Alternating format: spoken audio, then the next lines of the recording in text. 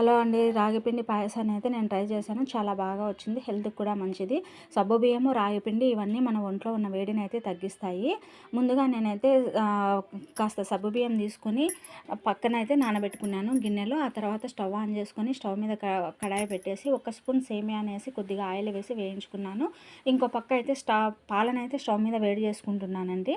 పాలు వేడి అయ్యే లోపల నేనైతే ఒక కప్పులో రాగిపిండిని తీసుకొని ఒక స్పూను అందులోకి కొంచెం వాటర్ వేసి ఉండలు లేకోకుండా దాన్ని అయితే బాగా కలిపేసుకున్నాను.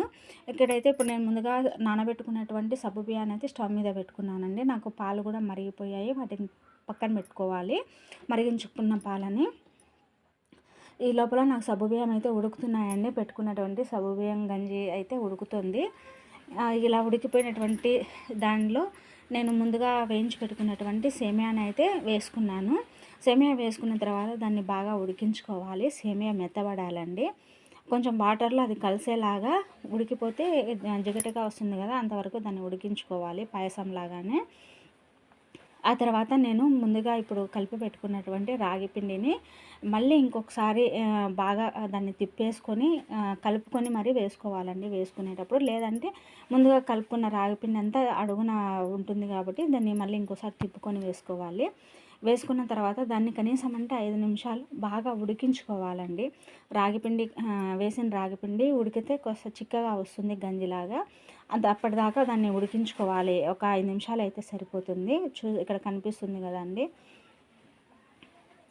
ఈ విధంగా ఉడికించుకుంటే సరిపోతుంది. ఇప్పుడు నేను ఇందులోకైతే ముందుగానే బెల్లాన్ని అయితే దంచి పెట్టుకున్నాను. దంచుకున్నటువంటి బెల్లాన్ని అందులోకి యాడ్ చేసుకుంటున్నాను. బెల్లాన్ని యాడ్ చేసుకున్నాక దాన్ని అయితే మొత్తం కరిగేలాగా బాగా ఒక 5-10 నిమిషాలు దాన్ని అయితే ఉడికించుకోవాలి.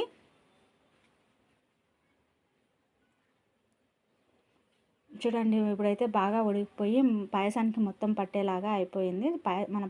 మన పాయసం అయితే రెడీ అయిపోయిందండి. పూర్తి చిక్కబడేదాకా పెట్టుకోవద్దు, గట్టిగా అయిపోతుంది. కాస్త పలసగా ఉన్నప్పుడే స్టవ్ ఆఫ్ చేసుకొని దించేసుకోవాలి. చూడండి, దించుకున్న తర్వాత ఇలాగైతే వస్తుంది. నేను ముందుగా కాంచి వేడి చేసుకున్నటువంటి పాలను కూడా అందులో యాడ్ చేశాను. ఇక్కడ నాకు వీడియోలో అదైతే కట్ అయ్యింది. పాలు వేసుకున్న తర్వాత పాయసం అయితే ఈ విధంగా వస్తుందండి. చాలా బాగుంటుంది. కాస్త వేడిగా ఉన్నప్పుడైనా తీసుకోవచ్చు. నేను పైన కొంచెం జీడిపప్పును కూడా యాడ్ చేసుకొని తీసుకుంటున్నాను. వేడిగా ఉన్నప్పుడైనా తీసుకోవచ్చు.